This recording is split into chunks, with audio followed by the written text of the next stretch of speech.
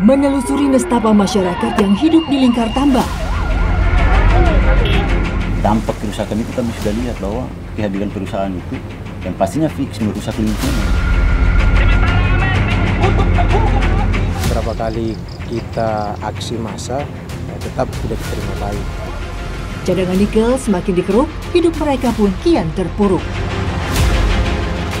Danau ini sekarang sudah agak mulai turun.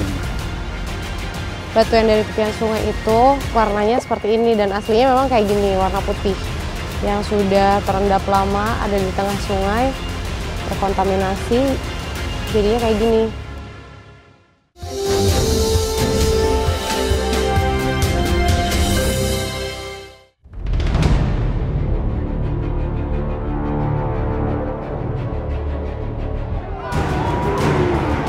Kericuhan yang pecah saat aksi unjuk rasa terlontar karena aspirasi masyarakat tidak didengar. Ya, itulah yang terjadi di Kabupaten Halmahera Tengah, Maluku Utara. Warga yang tinggal di lingkar tambang terancam kehilangan sumber kehidupan. Masifnya aktivitas di kawasan industri pertambangan merenggut sumber daya alam mereka. Hilirisasi nikel disebut menjadi langkah strategi pemerintah dalam meningkatkan nilai tambah industri pertambangan. Pengembangannya dilakukan di sejumlah wilayah Indonesia Timur. Hingga masa alih pemerintahan, hilirisasi nikel masih menjadi dalil yang digencarkan. Pada kenyataannya, langkah tersebut meresahkan kehidupan masyarakat, terutama bagi mereka yang terdampak langsung. Seperti yang dialami masyarakat Sagea, Kecamatan Weda Utara di Provinsi Maluku Utara. Mereka yang menyampaikan aspirasinya malah tertombak oleh tindak intimidasi. Saya bertemu Mardani atau yang biasa disapa Olan. Dirinya pernah menjadi target daftar pencarian orang karena dianggap menggerakkan aksi massa untuk menuangkan aspirasi.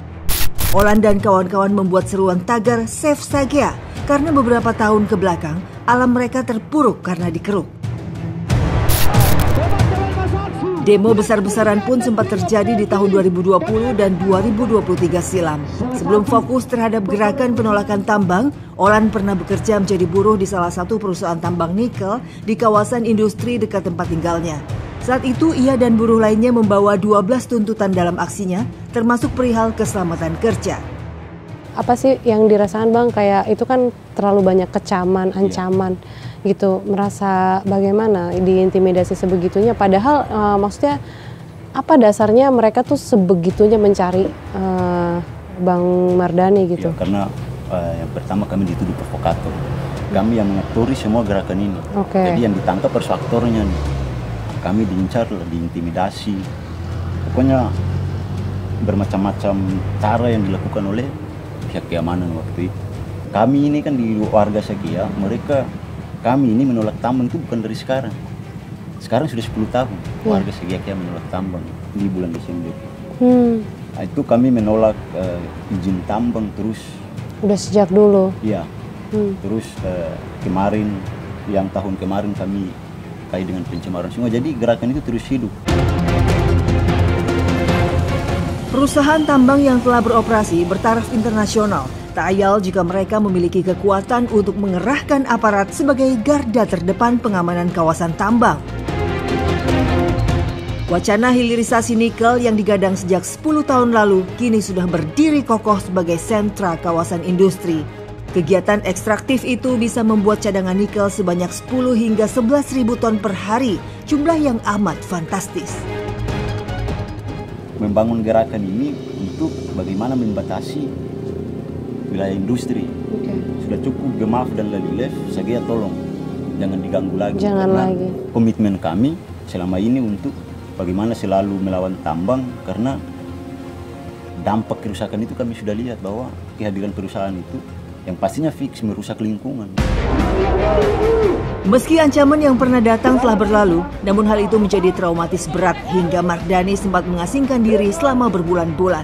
Beruntung saat itu tak ada tuntutan sah yang bisa dilontarkan kepada dirinya untuk dibawa ke dalam sel jeruji. Sementara intimidasi terhadap warga sipil yang menyampaikan aspirasi juga terjadi di wilayah lain. Bahkan pada peristiwa yang berlangsung di awal 2022 lalu, aksi unjuk rasa berujung hilangnya nyawa. Memiliki keresahan yang senada dengan warga Sakea, pendemo yang menolak tambang di Sulawesi Tengah tewas ditembak oknum polisi. Apakah nilai demokrasi di negeri ini sudah tak diberi ruang lagi? Lalu sampai kapan suara aspirasi masyarakat kecil hanya dianggap angin yang seakan tak bisa tercapai?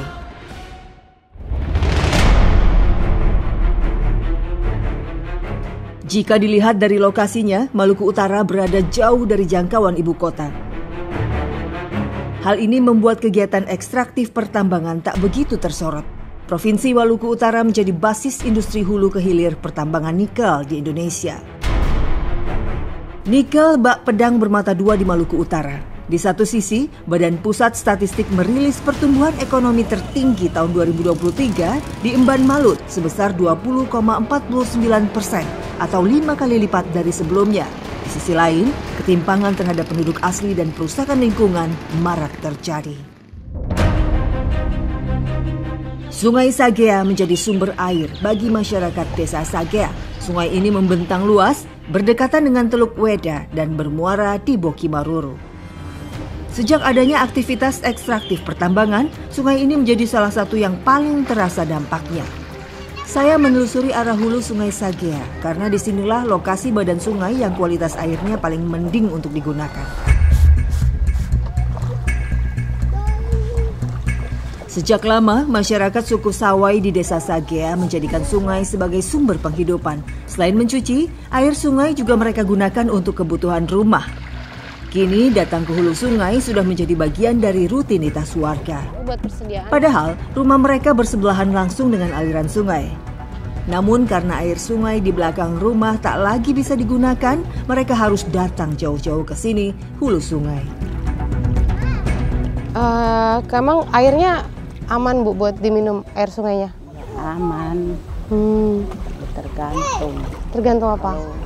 Memang kalau nggak hujan ya nggak keruh, kalau memang hujan itu keruh. Oke. Apalagi ini di tambang begitu juga kan ya harus dijaga supaya air ini kan kita pakai terus, kita minum setiap hari kan, kita aktivitas kan di sini. Perbedaannya gimana sih kondisi air sungai dulu sama sekarang yang Ibu rasakan? Kalau dulu kan memang belum ada yang kayak bawa apa-apa di dalam sini, belum perusahaan belum masuk juga kan, alami sekali air. Masyarakat mendambakan keadaan sungai seperti dulu. Meski kini aliran sungai telah terkontaminasi, mau tidak mau mereka tetap menggunakan air sungai. Ini menurut Ibu gimana sih kondisi sungai sekarang? Ibu nggak takut Bu minum air sungai yang ya terkontaminasi gini? Khawatir? Emang khawatir. Terus ini air ini tidak seperti dulu lagi. Lihat saja batunya warna kekuningan macam gitu, coklatan. Kayak gini ya Bu, kelihatan banget bedanya ya. Ini nih, batu yang dari tepian sungai itu warnanya seperti ini dan aslinya memang kayak gini, warna putih. Yang sudah terendap lama ada di tengah sungai, terkontaminasi, jadinya kayak gini. Sudah lumutnya tuh beda gitu, karena ini dari limbah. Kerusakan sungai juga terasa dari ukurannya. Dulu, sungai di dekat pemukiman warga memiliki badan sungai yang sangat lebar. Namun kini kondisinya berubah. Daerah aliran sungai di Sagea memiliki luas mencapai 18.000 hektar lebih. Dari cakupan sebesar itu, 11.000 lebih hektar dikuasai pertambangan. Yang lebih menyedihkan, sekarang air di aliran sungai belakang rumah tak lagi dikonsumsi masyarakat.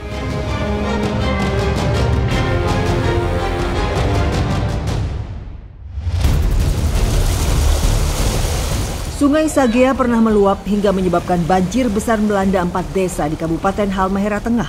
Peristiwa itu belum lama terjadi, tepatnya pada bulan Juli lalu.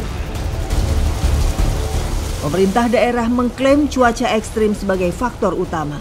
Namun masyarakat menilai insiden itu tak lepas dari aktivitas pertambangan nikel yang begitu masif. Ini merupakan banjir terbesar yang pernah terjadi di sini. Setidaknya lebih dari 6.000 penduduk terimbas bencana banjir setinggi lebih dari 1 meter dan membuat mereka mengungsi selama sepekan lebih.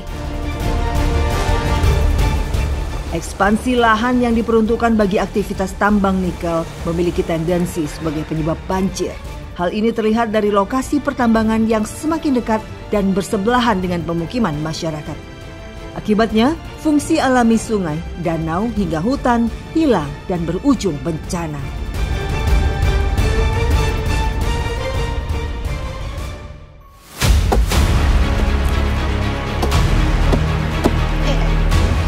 Ternyata nggak semudah kelihatannya.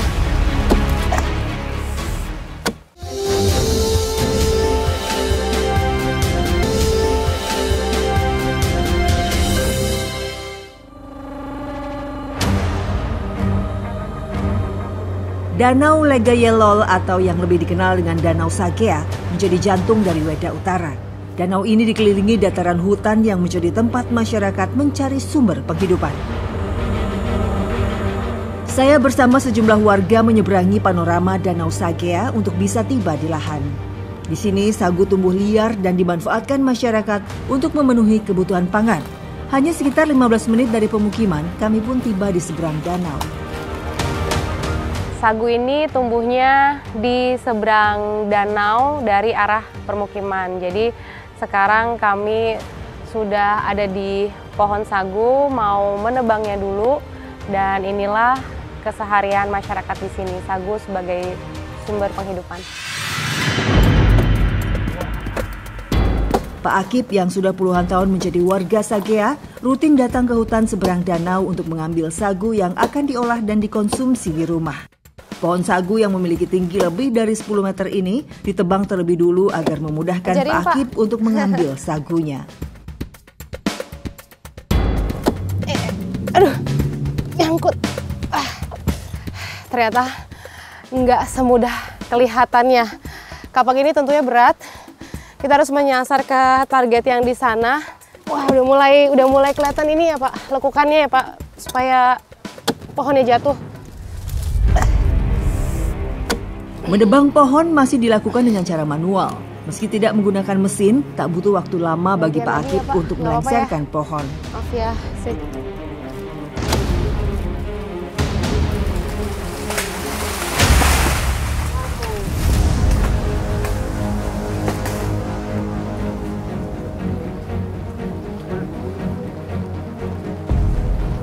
Ini dia isian dari batang sagu yang akan kita olah di pinggir danau. Iya, Bu. Di wilayah Indonesia Timur, sagu menjadi makanan pokok. Bahkan sama pentingnya jika disandingkan dengan beras. Sagu yang diolah berasal dari isian batangnya. Sagu kemudian digiling terlebih dulu sebelum diperas.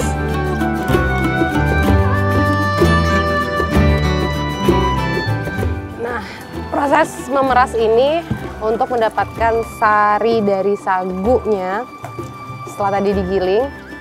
Jadi ini kita membuang ampasnya dulu, terus nanti kita saring lagi ya Bu, sekali lagi dikasih air supaya sagunya ini muncul keluar. Nanti adanya di bawah ini nih, wadahnya di dalam air.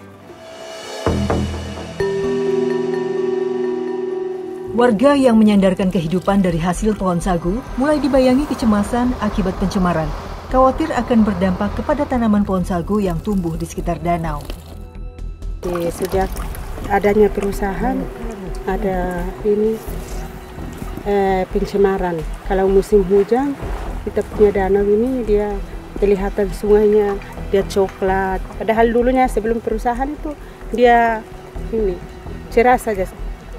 Biar kalau danau ini kan dia terbanjir. Tidak banjir. Tidak banjir. Jadi kalau sungai-sungai kecil itu dia warna biasa-biasa saja. Tapi setelah adanya perusahaan ada pencemaran. Apa yang paling Ibu rasakan, Bu, dampaknya di kehidupan sehari-hari? Ya karena memang di danau ini kita punya mata pencaharian kan di danau. Jadi kalau ada pencemaran berarti ikan juga kurang ini dia. Kita mencari untuk makan ikan juga sulit didapat. Sebetulnya apa sih Bu yang masyarakat di sini tuh ingin sekali menyuarakan Bu gitu? Kami masyarakat di sini ingin sekali supaya tuh di lingkungan mata pencaharian di sini ingin aman, jangan terganggu pencemaran. Di Sagea, sagu sejak lama tumbuh secara liar di tepian danau. Semakin ke sini, jumlah pohon sagu yang bisa dimanfaatkan semakin sedikit. Hari ini kami menyaring sari sagu yang jumlahnya tak seberapa dibandingkan biasanya. Nah, ini dia. Sari sagunya sudah terlihat jelas. Kalau diambil, lengket-lengket gitu. Mendekati akhir tahun seperti sekarang, diperkirakan menjadi puncak musim hujan. Hal ini tentu menghantui masyarakat. Beruntung kami datang ke tepian danau saat hari sedang cerah. Kini saatnya kembali ke rumah untuk mengolah sagu. Nah, ini sudah terisi 1 karung penuh. Biasanya memang ditinggal begitu saja oleh Pak Minggu karena harus menunggu kering baru bisa diolah. Jadi ya sudah, ini diendapkan di dalam karung seperti ini.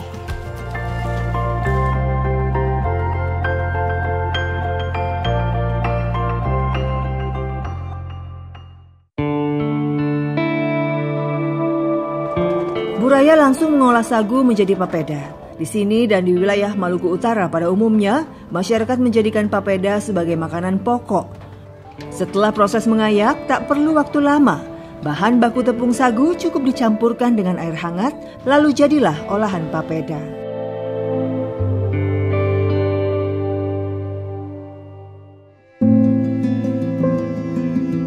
Selain papeda, sagu yang siap dimakan merupakan sagu yang sudah dipanaskan di api dan dikeringkan. Suasana hangat dan nikmat menemani makan siang kami hari ini. Di tengah kekhawatiran akan sumber daya alam yang semakin tergerus di kampung ini.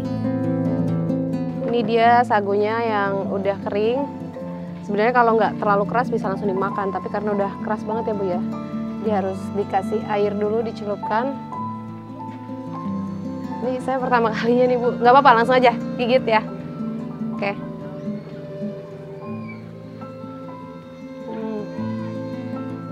Tawar sih rasanya. Jadi memang kalau makanan pokoknya orang sini dan secara keseluruhan mungkin Indonesia Timur ya Bu, ya dari sagu ini dan papeda.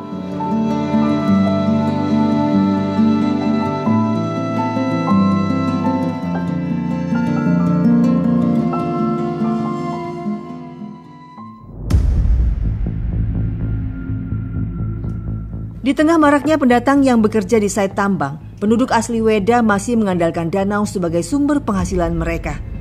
Pak Said salah satunya. Ia mendirikan keramba di Danau Sagea untuk budidaya ikan. Bahkan bibitnya murni didapat dari endemik yang hidup di danau ini. Kegiatan seperti ini dilakukan setiap hari oleh Pak Said. Di usianya, ia tak lagi memiliki minat dan tenaga menjadi pekerja tambang. Meski belum merasakan panen, ia mencoba peruntungan dari keramba sederhana ini. Perbedaan dulu, kalau Bapak bilang kan Bapak dari 2005. Terus sekarang mencoba budidaya ikan ini lagi ya kan, ikan bandeng. Itu perbedaannya apa yang paling terasa Pak dulu dan sekarang? Kalau dulu, kalau danau ini tidak terlalu keruh. Tapi sekarang sudah agak mulai keruh. Rasa ketakutan juga ada. Nanti kan dia berdampak pada ikan itu juga. Kekhawatiran masyarakat akan terampasnya ruang hidup mereka amat terasa. Tak hanya bagi manusianya, namun juga mengancam ekosistem lingkungan. Ikan bandeng yang ada di sini berasal dari air laut yang mengalir ke danau. Hal itu membuat ikan bandeng air asin ini sebetulnya merupakan potensi yang sangat besar. Apa daya, tak ada jaminan bagi Said terhadap keselamatan ikan yang ia budidaya jika pertambangan kerap mengancam.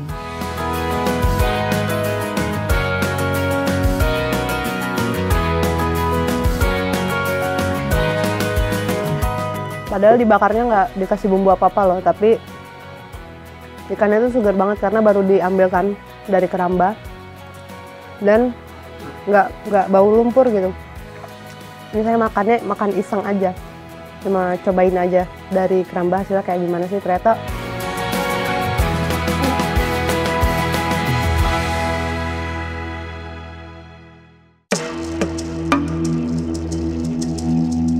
selain ikan, Danau Sagea juga menyimpan sumber pangan lain.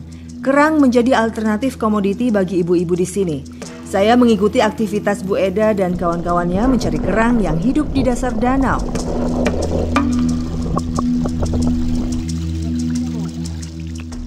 nah kayak gini ibu-ibu kalau mencari kerang itu bisa sampai seharian ada di danau, dan memang sudah dari dulu kerangnya tuh hidup di sini. Caranya kayak seperti tadi ya Bu ya. Kita ambil korek gitu, terus kita kipas-kipas pasirnya. Air di danau terasa hangat. Hal ini membuat ibu-ibu tahan berada seharian di dalam air. Meski di bawah terik matahari, terkadang ketika hujan turun, mereka tetap bertahan demi mengumpulkan kerang yang banyak. Biasanya kalau sekali mencari kerang itu bisa dapat berapa banyak Bu? Bisa 1 keranjang.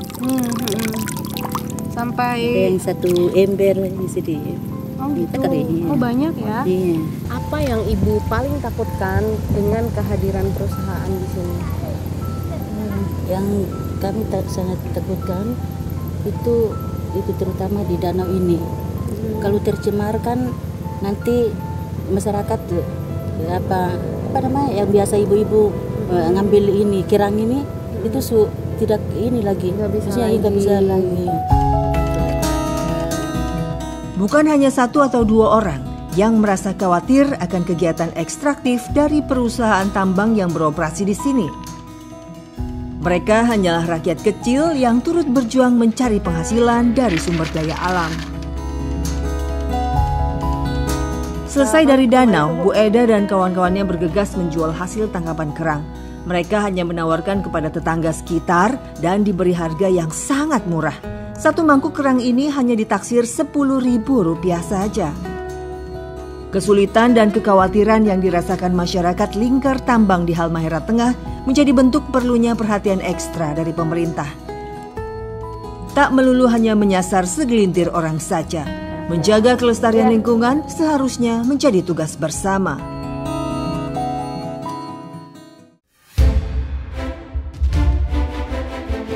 Potret perusakan lingkungan terlihat di wilayah lain yang masih berada di Kabupaten Halmahera Tengah. Saya menelusuri kampung transmigran di Desa Kulojaya. Hamparan yang luas ini tak lagi kokoh seperti panorama sawah pada umumnya. Tempat saya dan Bu Misyati berdiri saat ini harusnya pemandangan pematang sawah yang luas, yang subur ya Bu ya. Dulunya seperti itu. Tapi sekarang kenyataannya sudah kering, gak ada lagi aliran air karena airnya tercemar, dan ini sudah berlangsung sejak 2020 atau sekitar 4 tahun ke belakang yang paling dirasakan oleh masyarakat di sini. Misyati tinggal sebagai transmigran dari Pulau Jawa sejak 2003. Di usia senjanya, ia justru mengalami keterpurukan.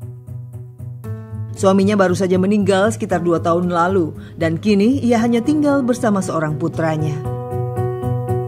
Berlangsung lama tuh bertahun-tahun ibu sebagai petani padi. Lalu tiba-tiba sawah ini tidak berfungsi lagi atau bisa dibilang sawahnya rusak. Itu penyebabnya apa Bu? Penyebabnya dari air. Air itu kalau air kan kuning, jadi nggak bisa kelola sawah. Oh gitu. Air kuning ini karena apa? Kan dari tambang. Kalau memang punya minat nandur, tapi orang sudah malas mau nandur. Nggak sesuai dengan yang ditandur. Karena padi nggak hidup. Ibu pernah mencoba menanam yang lain selain padi mungkin? Saya pernah coba, ini selain padi, hanya bawang saja. Fungsinya hanya bawang. Bawang ngepri ini ditandur dengan saya, cuma dicoba 2 pohon. Setelah hidup sih segini, habis itu tidak kuat dari air, mati. Limbah dari pertambangan berimbas terhadap air sungai yang tak lagi berfungsi sebagai sumber irigasi sawah. Mirisnya berdampak pula terhadap kesuburan tanah. Misyati hanyalah satu dari ribuan petani kecil di Halmahera Tengah yang ingin merasakan kembali panen padi seperti sedia kala.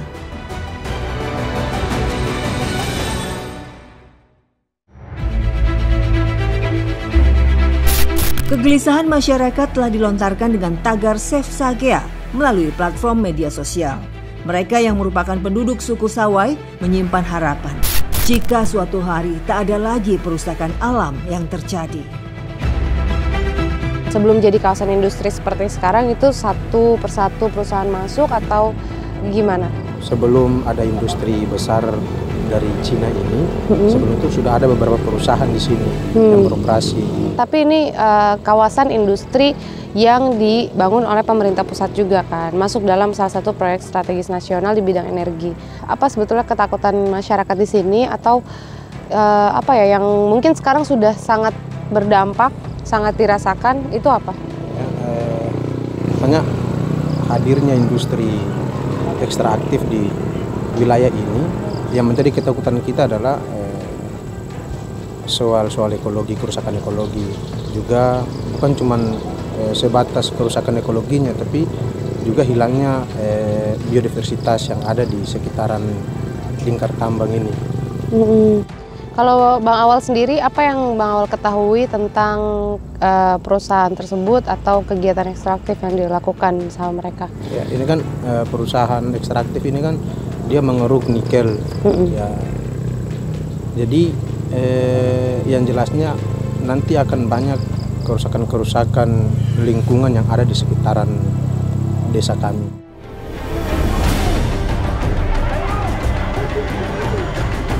Memperjuangkan aspirasi dibarengi dengan perjuangan mencari sumber pangan menjadi hal penting yang amat disuarakan oleh masyarakat di Sagea. Desa Sagea seperti benteng pertahanan terakhir yang satu-satunya belum dikuasai aktivitas pertambangan. Tak seperti desa lain yang terlanjur menjadi ring satu wilayah tambang, warga Sagea hingga kini masih memupuk angan dan cita agar suatu hari mereka dapat didengar.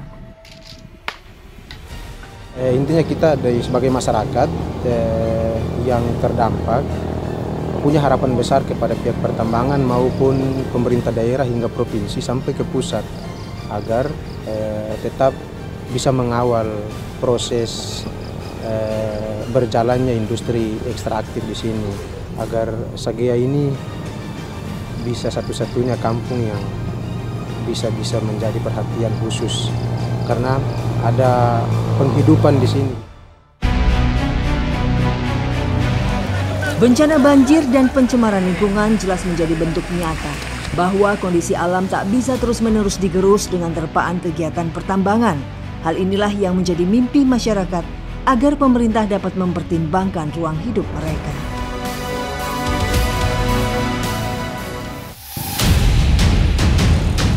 Keberadaan tambang di Kabupaten Halmahera Tengah ini itu sangat berdampak.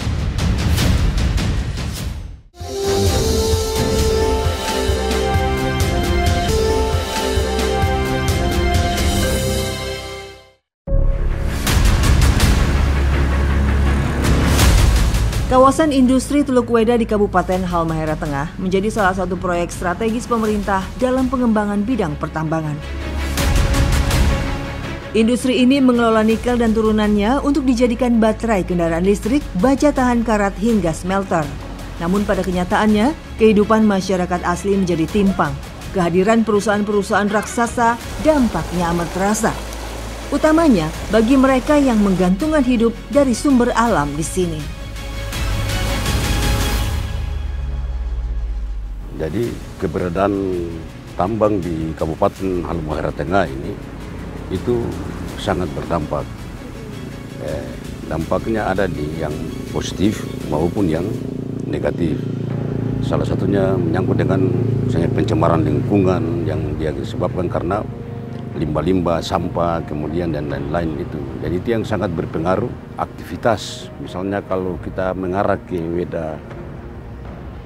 Weda Utara, itu biasanya kalau Pemda dan IIP tidak cepat tangani, maka itu sampah-sampah itu berlimpahan di sepanjang jalan.